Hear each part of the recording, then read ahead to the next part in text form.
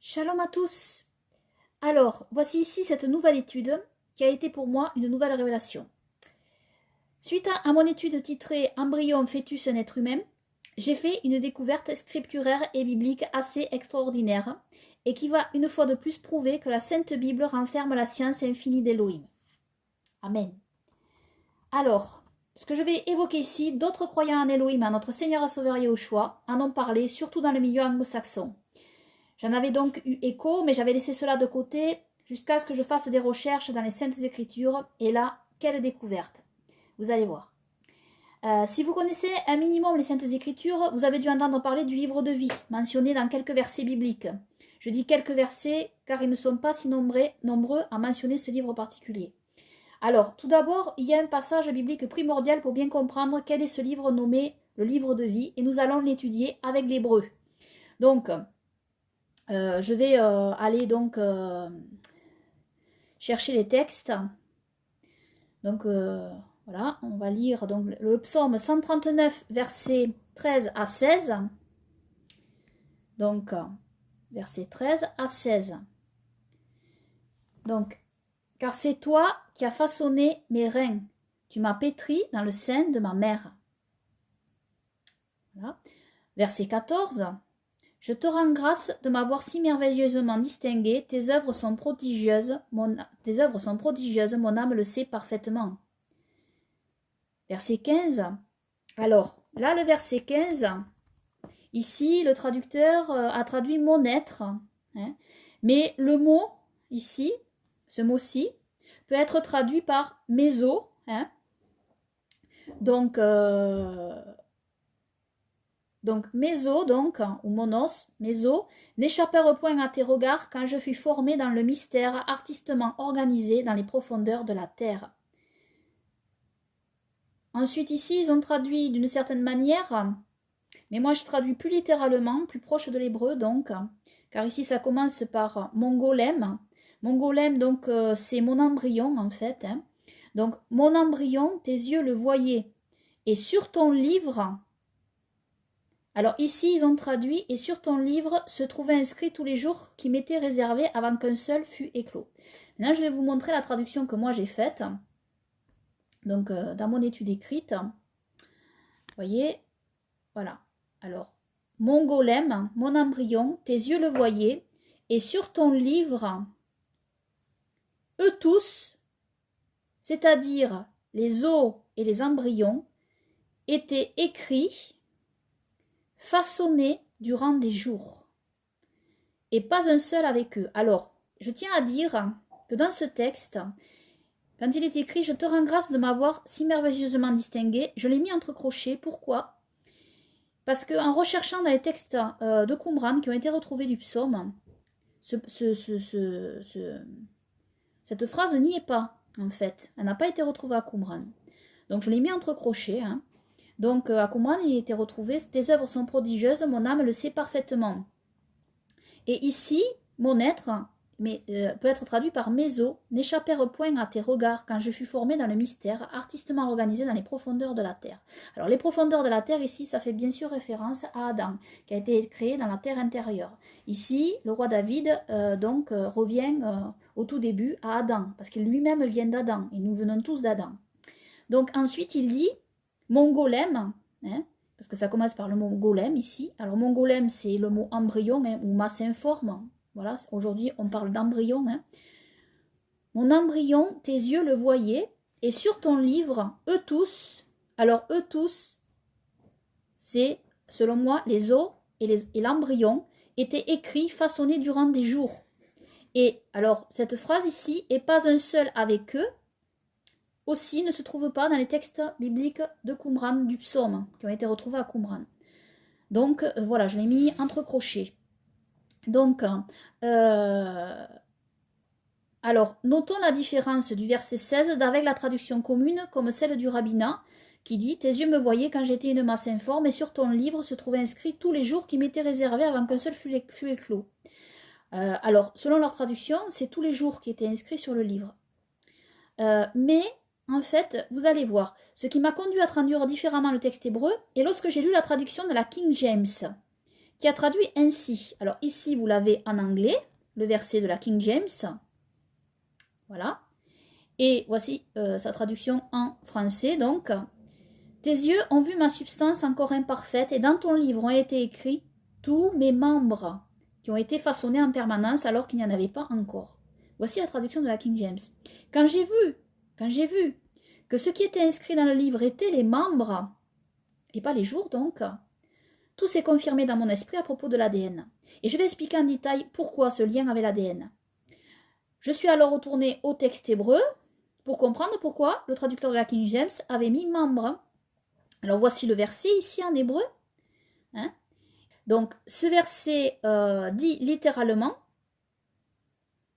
et sur ton livre, donc une partie de ce verset dit et sur ton livre, eux tous étaient écrits des jours formés. En fait, on pourrait lire. Voilà. Alors eux tous, c'est ce mot-là en hébreu.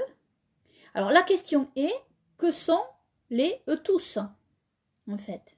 Sont-ce les jours cités qui suivent ou bien la substance que sont les os et l'embryon, cités dans les versets juste au-dessus? Et l'auteur de la King James a compris qu'il s'agit des membres lors de la formation de l'homme dans le ventre de sa mère, comme cité au-dessus. Ce verset étant juste la continuité des versets au-dessus. Et je suis d'accord avec lui. Qui plus est, les jours cités ensuite, c'est ici, là, les jours qui sont cités ensuite, donc, sont suivis du verbe former ou créer. C'est ce mot-là, en fait. Former ou créer. Mais dans le sens d'une durée de création. C'est pour cela que le traducteur de la King James a mis qui ont été façonnés en permanence. Ceux qui traduisent plus littéralement avec l'hébreu donneraient façonner des jours. On pourrait rajouter façonner durant des jours, en fait, dans l'idée. Donc, bien comprendre que ce que le roi David évoque ici, comme livre, est bien l'ADN. Pourquoi? Eh bien, comme je l'ai expliqué dans mon étude sur l'embryon, le fœtus, un être humain, bien comprendre donc que l'esprit qui vient de l'homme par le spermatozoïde, qui amène aussi son ADN, va acquérir un corps dans la femme. La chair va donc se former autour de l'esprit, véhiculé par le spermatozoïde, dans ce réceptacle. Avec la fusion des deux cellules, l'une venant de l'homme et l'autre de la femme, pour former une première cellule nommée l'œuf, dans laquelle ensuite l'ADN va apparaître. Un ADN unique composé de caractéristiques physiques du père et de la mère. Et donc dans l'ADN, c'est un ADN unique qui donc a toutes nos caractéristiques. En fait, l'ADN, c'est tout ce que nous sommes, en fait, les yeux, la couleur des yeux, les traits physiques, etc. Et nous comprenons alors que nos os, l'embryon, notre corps, nos caractéristiques sont écrits dans l'ADN avant même que notre corps soit formé. Ce qui est scientifiquement démontré. Hein. Ce qui est scientifiquement démontré. Donc, alors je vais mettre en lien de la description de cette vidéo, mon autre audio vidéo sur l'embryon fœtus un être humain, hein, si vous voulez la voir, en complément. Alors, savoir que nous venons tous du même esprit de vie, celui d'Elohim donné à Adam. Mais l'esprit ne devient un nouvel être humain que lorsqu'il se mêle à la chair. Il faut qu'il y ait fusion pour que l'esprit devienne une nouvelle personne. C'est-à-dire qu'il se divise pour aller dans un vase qui lui est propre. Il s'agit de l'esprit qui se mêle à la chair. Un nouvel ADN arrive et nous commençons à exister. Donc, gloire à Yahweh. Amen. Maintenant, regardons de près ce qu'est l'ADN exactement. Les scientifiques donnent aussi comme nom à l'ADN le livre de vie. Oui, vous entendez bien. Pourquoi? Eh bien, car l'ADN se lit littéralement comme un livre. Il s'agit d'un code, d'où le terme de code génétique. Alors maintenant, je vais expliquer un peu ce qu'est l'ADN. Donc, voilà. Je vais revenir sur l'image d'illustration, en fait. Voilà. De cette étude, donc. Et vous allez comprendre après pourquoi cette image d'illustration, je vais expliquer. Vous allez comprendre. Alors, l'acide désoxyribonucléique ou ADN est une macromolécule biologique présente dans toutes les cellules, ainsi que chez de nombreux virus. L'ADN contient toute l'information génétique, donc appelée génome, permettant le développement, le fonctionnement et la reproduction des êtres vivants. C'est un acide nucléique, au même titre que l'acide ribonucléique, qui est l'ARN. Les acides nucléiques sont, avec les peptides et les glucides, l'une des 3 grandes familles de bipolymères essentielles à toutes les formes de vie connues. Les molécules d'ADN des cellules vivantes sont formés de 2 brins antiparallèles entourés l'un autour de l'autre pour former une double hélice, comme vous voyez sur cette image. Hein. Donc, on dit que l'ADN est bicaténaire ou double brin. Chacun de ces brins est un polymère appelé polynucléotide. Enfin, moi, je trouve que ça ressemble à une échelle, hein, une échelle voilà, torsadée. Chaque monomère qui le constitue est un nucléotide, lequel est formé d'une base nucléique ou base azotée. Adénine, qui est A, la lettre A, cystonine C, la guanine G ou thymine T, lié à un ose, et ici le désoxyribose, lui-même lié à un groupe phosphate. Donc voilà. Alors, savoir que chaque être humain a un ADN unique, hein, sauf les vrais jumeaux. Et là encore, il a été prouvé qu'il est possible de différencier l'ADN de vrais jumeaux, car l'ADN au cours de la vie ne reste pas exactement identique de ce qu'il est à son début, selon des facteurs extérieurs, et même peut-être sur... je ne sais pas si en fait l'alimentation influe, je ne sais pas, mais bon, c'est une question qu'on peut se poser. Et donc même des jumeaux auront de faibles changements, donc 2 ADN distincts. L'ADN contient un code selon l'emplacement de l'adénine A, la cytosine C, la guanine G ou thymine T. C'est un peu comme un... Alors moi, je dis c'est un peu comme un collier, enfin c'est une explication simplifiée. Hein. C'est un peu comme un collier avec une chaîne de 4 perles répétées, avec, ce que je comprends, hein, avec des intercalations différentes. Donc c'est une multitude de combinaisons qui existent, et chaque être humain possède sa combinaison, hein, en fait. Donc, il faut savoir que la longueur d'un ADN serait 142,5 millions de kilomètres. Donc, soit environ 375 fois la distance Terre-Lune. Vous imaginez? C'est incroyable. Donc, à présent, regardons les autres versets bibliques qui nous parlent du livre de vie. Et on va aller voir ces versets. Donc, on va aller voir le psaume 69, verset 29.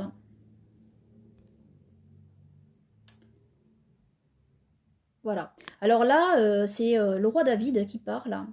Et il dit, en parlant des ennemis d'Élohim, donc ici, qu'ils soient effacés du livre des vivants et que parmi les justes, ils ne soient point inscrits.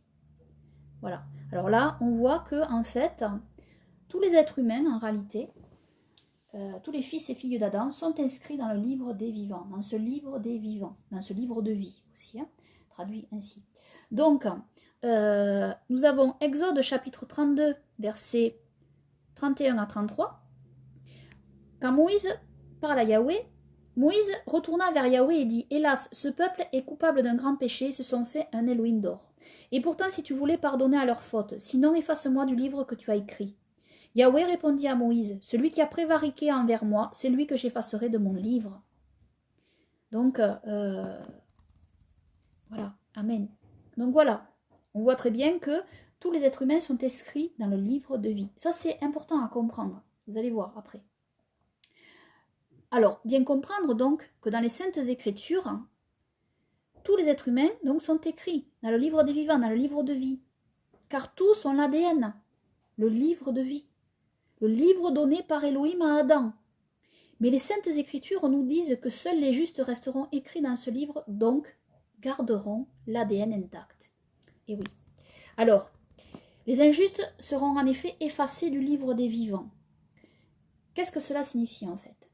Leur ADN va être détruit, car à la fin des temps, leur âme et leur corps ressuscités vont être jetés dans les temps ardents de feu et de soufre. Et savoir qu'à la chaleur, l'ADN se dénature et se transforme. Hein, ça aussi, dans les recherches scientifiques, on le voit. L'ADN se dénature et se transforme. Donc, sachant bien que la mort, dans les Saintes Écritures, n'est pas synonyme de non-existence. De non-existence, comme ce que nous entendons par mort terrestre. Non.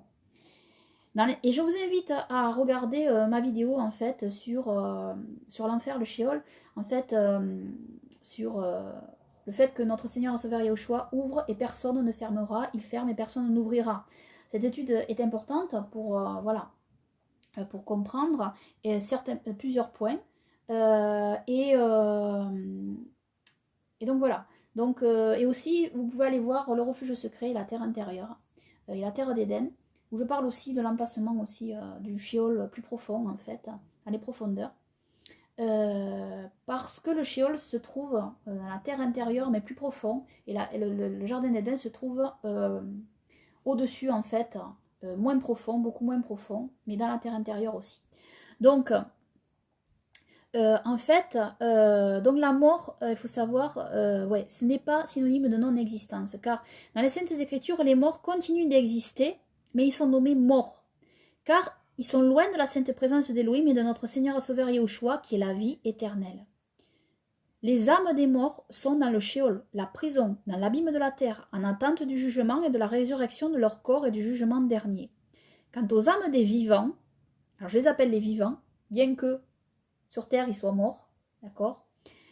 Elles vont avec Elohim en attente de la résurrection de leur corps et du jugement dernier, et eux resteront écrits dans le livre des vivants. Leur ADN sera glorieux, car dans des corps glorieux. Amen. C'est bien pour cela que notre Seigneur Sauveur Yahushua a dit dans Matthieu chapitre 22, versets 30 à 32, et on va regarder ici le Shem Tov. Voilà. Notre Seigneur Sauveur Yahushua leur dit, au verset 13, au verset 30, pardon, dans le jour de la résurrection, les hommes ne prendront pas de femmes et les femmes pas d'hommes. Ils seront juste comme les malachim, les anges d'Élohim dans les cieux. N'avez-vous pas lu sur la résurrection des morts ce que Yahweh vous a dit en disant « Je suis Yahweh, l'Élohim d'Abraham, l'Élohim de Israël, l'Élohim de Jacob. » Et si c'est ainsi, il n'est pas l'Élohim des morts, mais il est l'Élohim des vivants. Amen. Donc, il est l'Élohim des vivants. Hein? Voilà. Ça, c'est extrêmement important. Parce que Abraham, Isaac et Jacob, que nous dit notre Seigneur et Sauveur Yahushua, que Abraham, Isaac et Jacob sont vivants auprès d'Élohim. D'accord? Voilà ce qu'il nous dit ici. Et ça, il faut bien le comprendre. Donc, alors, ceci dit maintenant, on va revenir donc à l'image, l'illustration. Donc voilà. Donc, une autre découverte extraordinaire est que les 4 éléments qui composent l'ADN, que sont l'hydrogène, l'azote, l'oxygène et le carbone, renferment un ancien secret de la création. Alors vous voyez bien, hein, ici j'ai mis hydrogène, nitrogène, oxygène, carbone. Donc, la clé de la traduction du code de l'ADN dans un langage significatif consiste à appliquer la découverte qui convertit des éléments en lettres. Selon leur valeur correspondante de masse atomique, l'hydrogène devient la lettre hébraïque Yod. Alors ici, c'est le Yod en ancien hébreu, hein, en phénicien aussi. Hein. Là, c'est le Yod en hébreu moderne, ici. Et ça donne en fait le Y ici. Hein. Alors l'hébreu se lit de droite à gauche. Hein. D'accord ? Ensuite, l'azote devient la lettre. L'azote, c'est le nitrogène. Hein. Et il devient la lettre Ei. Voici cette lettre donc. Et voici cette lettre en hébreu moderne. Donc ça, c'est en ancien hébreu. Ça, c'est en hébreu moderne. Et c'est la lettre H donc. Et l'oxygène donc devient la lettre Vav, donc en ancien hébreu, là en hébreu moderne. Et là, c'est le W ou le V. Et le carbone, voilà, le carbone, devient la lettre Gimel. Et voici la lettre Gimel en hébreu moderne, et donc c'est un G. Alors, ce qui donne donc Y de la droite à la gauche, hein, parce qu'en hébreu on lit ainsi, ça donne YHWG. Et nous voyons qu'il manque juste une lettre identique, qui est le E final, donc le E final, à la place donc du Gimel, pour que nous lisions le saint nom de notre Elohim. Car le saint nom de notre Elohim est Yod, E, Vav, E, YHWH. Que son saint nom soit honoré et sanctifié. Amen. Donc, nous voyons donc que le carbone, qu'est-ce qu'il représente en fait? Le carbone, qui est la lettre Gimel, est ce qui fait de nous des êtres terrestres. Sachant que la lettre hébraïque guimel signifie pied, ce qui fait de nous des êtres marchants sur la terre. Lorsque le carbone est remplacé par du nitrogène, donc de l'azote, eh bien, les 4 éléments de l'ADN forment les lettres du Saint-Nom de Yahweh notre Elohim. Amen. En effet, dans les premières descriptions de Yahweh notre Elohim, il nous est dit qu'il est omniprésent et prend une forme dans notre monde, mais aussi dans les cieux, afin que nous puissions le voir avec nos yeux. Ainsi, il ne peut être vu que par sa manifestation visible, qui est l'Adam céleste, descendu du ciel, manifesté dans la chair. Nous lisons, alors on va lire un autre passage, ici. On va lire Colossiens chapitre 1, verset 15. Colossiens chapitre 1, verset 15 à 20. C'est lui, Yehoshua, qui est l'image de l'Élohim invisible, le premier-né de toutes les créatures. Amen.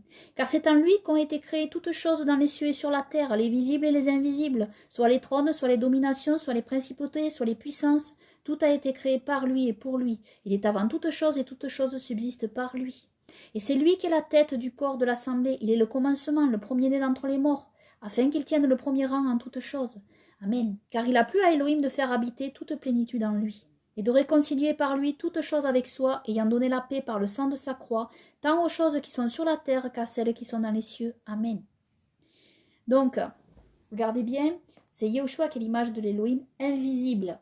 Hein? Et il faut savoir que, bon, là je vous invite à visionner donc mon étude sur la Kabbale et le Messie divin, pour bien comprendre après. Je ne vais pas rentrer dans les détails ici, parce qu'il y a beaucoup d'éléments qu'on pourrait expliquer ici.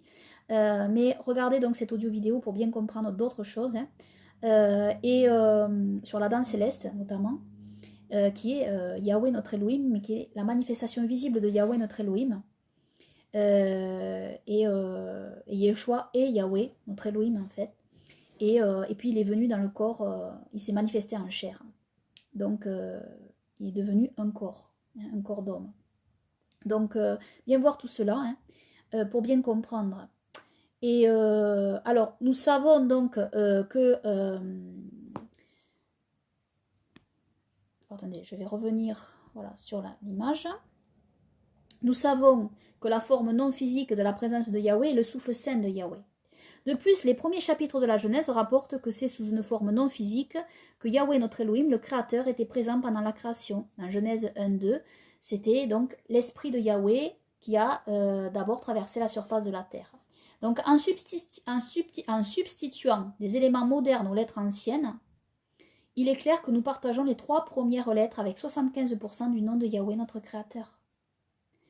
Bien que la présence de Yahweh soit la forme invisible et intangible des 3 gaz hydrogène, azote et oxygène, la dernière lettre de notre nom est la substance qui nous donne la couleur, le goût, la texture et les sons de notre corps. C'est le carbone.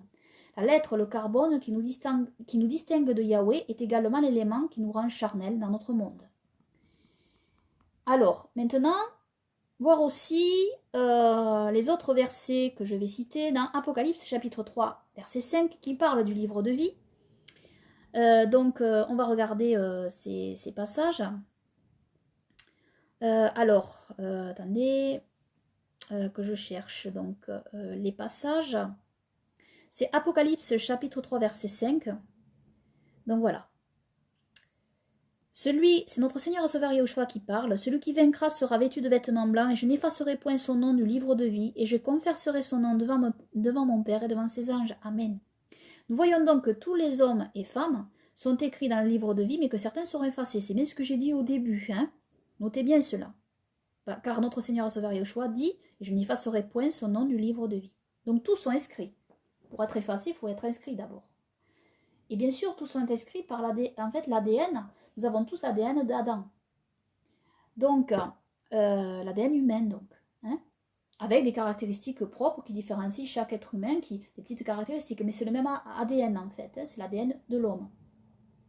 Donc, mais alors, si on prend après d'autres passages de l'Apocalypse, on va voir quelque chose d'un peu différent. Et je vais vous le partager. C'est Apocalypse chapitre 13, verset 8. On va aller voir. Donc, Apocalypse chapitre 13, verset 8. Alors, voici ce qui est écrit. Alors, on va pas aller ici, parce que moi, j'ai fait la traduction plus proche, en fait, du littéral grec, et vous allez voir. Alors, Apocalypse 13, 8, « Et tous ceux qui habitent sur la terre lui rendront hommage. » Alors là, il est question de la bête, hein, donc ils rendront hommage à la bête. « Ce nom qui n'a pas été écrit de la fondation du monde dans le livre de vie de l'agneau immolé. » Alors, moi, j'ai traduit ainsi, parce qu'en réalité, dans le texte grec, le nom ici est au singulier. Il semble être au singulier, ce que j'ai vu. Hein. Et le nom, en fait, à mon sens, ne se réfère pas à tous ceux qui habitent sur la terre, mais à la bête. Vous savez, il y a aussi le nom de la bête, le chiffre de la bête, en fait. Et donc, ici, pourquoi je dis ça? Vous allez voir. Et pareil dans Apocalypse chapitre 17, 8, en fait. La bête que tu as vue était et n'est pas et va monter. Alors, la bête que tu as vue était et n'est pas et va monter de l'abîme et aller à la perdition. Et ceux qui habitent sur la terre, ce nom qui n'a pas été écrit de la fondation du monde dans le livre de vie, ils s'étonneront en voyant la bête de ce qu'elle était et qu'elle n'est pas et qu'elle sera présente. Alors, eux, ils ont traduit dans la traduction commune ceux dont le nom qui n'ont pas été écrits de la fondation du monde dans le livre de vie. On pense que donc c'est ceux qui habitent sur la terre de nouveau, hein, qui n'ont pas leur nom écrit de la fondation du monde dans le livre de vie. Donc c'est traduit comme un pluriel. Mais ce mot grec, en fait, est aussi traduit comme un singulier. Donc, à mon sens, le nom se réfère à la bête. Pourquoi je dis ça? Parce que si on suit quand même la logique de tout ce qu'on a vu, on voit très bien que tous les êtres humains, tous les fils et filles d'Adam sont écrits dans le livre de vie, puisqu'en fait, il y a ceux qui vont être effacés du livre de vie. Donc, ils sont écrits sur le livre de vie. Mais ici, c'est différent. Si vous regardez bien, ce nom, il est écrit qui n'a pas été écrit dès la fondation du monde dans le livre de vie de l'agneau immolé. Écoutez bien, dès la fondation du monde. Il y aurait donc contradiction ici. Hein, si on pense que c'est ceux qui habitent sur la terre qui n'ont pas été écrits de la fondation du monde, avec les autres passages qu'on a lus. S'ils n'ont pas été écrits, ils n'ont pas besoin d'être effacés, en fait, du livre. Ils n'y sont pas dans le livre, en fait. Donc, ils ne sont pas effacés. À mon sens, la bonne traduction à donner à ces deux passages ici, c'est en rapport avec la bête. D'ailleurs, il est question de la bête dans ces deux versets, ici. Et c'est le nom de la bête qui n'a pas été écrit de la fondation du monde, dans le livre de vie de l'agneau immolé. Donc ça, c'est important à comprendre, donc. Et c'est bien une créature qui n'est pas inscrite depuis la fondation du monde dans le livre de vie. Donc elle n'est pas effacée, mais ne fait pas partie de ce livre. Ce qui confirme ce que j'ai déjà évoqué. La bête, l'antichrist en question, est un être hybride, dont l'ADN a été modifié par Satan. Il ne fait donc pas partie du livre de vie qu'Elohim a établi dès la fondation du monde, avec l'ADN d'Adam. Vous comprenez? Ça correspond parfaitement. Et ça prouve que l'ADN est le livre de vie. Cela. Ça prouve que l'ADN est le livre de vie, bien évidemment. Donc, l'ADN de la bête, de l'antichrist, n'est pas n'est pas l'ADN que Elohim a créé à la fondation du monde. Donc. Et donc, la bête n'a pas son nom inscrit dans le livre de vie. Et car elle a un nom qui lui est propre. Hein, voir le nom de la bête aussi dans l'Apocalypse. C'est un nom opposé au saint nom de Yahweh notre Elohim, qui lui est inscrit en partie dans l'ADN humain, comme je viens de vous le montrer. Vous voyez? Donc ici, voilà pourquoi je pense vraiment que la bonne traduction ici, de ces deux versets, qui sont en rapport avec la bête, c'est le nom de la bête qui n'est pas inscrit dès la fondation du monde. Voilà. Ça, c'est important à comprendre. Et c'est aussi donc en lien avec la bête est en lien avec une modification donc de l'ADN. Ce vers quoi veulent aller ceux des hommes qui prônent le transhumanisme, une modification de l'homme. Tous ces rebelles seront donc effacés du livre de vie. Tous les êtres humains donc qui sont inscrits dans le livre de vie, eux, parce qu'ils sont d'origine adamique, mais ils seront effacés, les rebelles, du livre de vie. Voyez? Est-ce que la bête, elle n'y a jamais été inscrite dans le livre de vie? Et on lit dans Apocalypse chapitre 20, verset 12, « Et je vis les morts, les grands et les petits se tenant devant le trône, et des livres furent ouverts, et un autre livre fut ouvert, qui est celui de la vie. Et les morts furent jugés d'après les choses écrites dans les livres selon leurs œuvres. » Apocalypse 20, 15, « Et si quelqu'un n'était pas trouvé écrit dans le livre de vie, il était jeté dans les temps de feu. » Apocalypse 21, 27, « Et il n'y entrera aucune chose souillée, ni celui qui commet l'abomination et le mensonge, mais seulement ceux qui sont écrits dans le livre de vie de l'agneau. » Amen. Donc seuls ceux qui sont écrits dans le livre de vie depuis la fondation du monde et qui n'ont pas été effacés de ce livre en passant par le sang de l'agneau, entreront dans la nouvelle Jérusalem. Puissions-nous tenir ferme jusqu'à la fin, dans la foi véritable, en Yahweh, Jéhovah, notre Elohim, notre roi, et en notre Seigneur et Sauveur Yahushua, notre Elohim, notre roi, pour toujours. Amen. Alors, ceci précisé, je vous invite aussi à étudier de nouveau mon étude sur la physique quantique, hein, et également la Kabbale et le Messie divin. Donc je mettrai ces vidéos aussi dans la description de celle-ci, hein, pour ceux qui ne connaissent pas, parce qu'il y a des informations vraiment complémentaires à ce que je dis ici, hein. Mais bon, ça serait trop long, hein, donc voilà. Donc, je tiens à noter que dans mon étude sur la physique quantique, je précise un point important. C'est que dans la physique quantique, l'être humain ou la conscience humaine influence donc ce qui l'entoure et le tout est lié. Et un autre point très perturbant pour la communauté scientifique est l'intrication quantique ou enchevêtrement quantique. Il s'agit d'un phénomène dans lequel deux particules ou groupes de particules ont des états quantiques dépendants l'un de l'autre, quelle que soit la distance qui les sépare. Donc un tel état est dit intriqué ou enchevêtré parce qu'il existe des corrélations entre les propriétés physiques observées de ces particules distinctes. Cet état semble contredire le principe de localité. Ainsi, deux objets intriqués, par exemple deux atomes, hein, qui sont séparés l'un de l'autre, O1 et O2, hein, ne sont pas indépendants, même séparés par une grande distance. Ils sont reliés. Et il faut donc considérer O1 et O2 comme un système unique.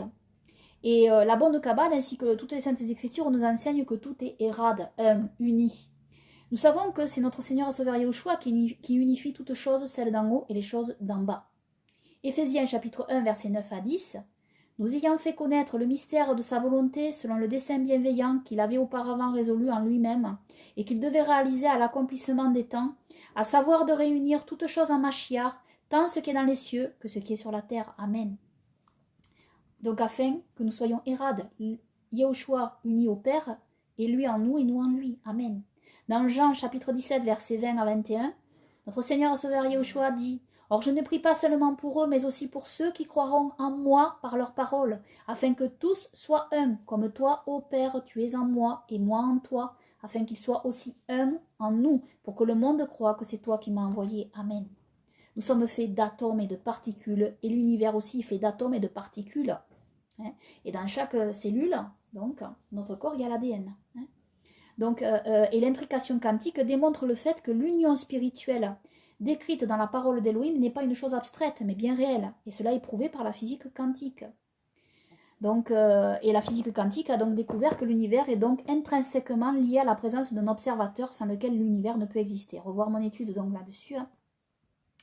Donc le fait de voir est lié avec ce qui est vu, et la mesure est en réalité créée par celui qui observe.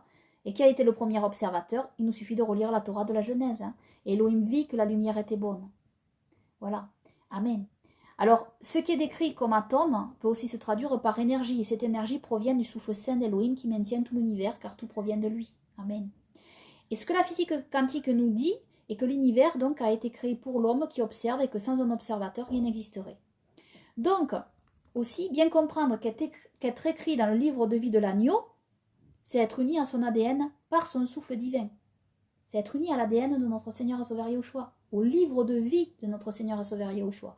Il y a unification de nos souffles en son souffle, et lui est uni au souffle du Père, qui est Yahweh notre Elohim, notre Père céleste. Amen.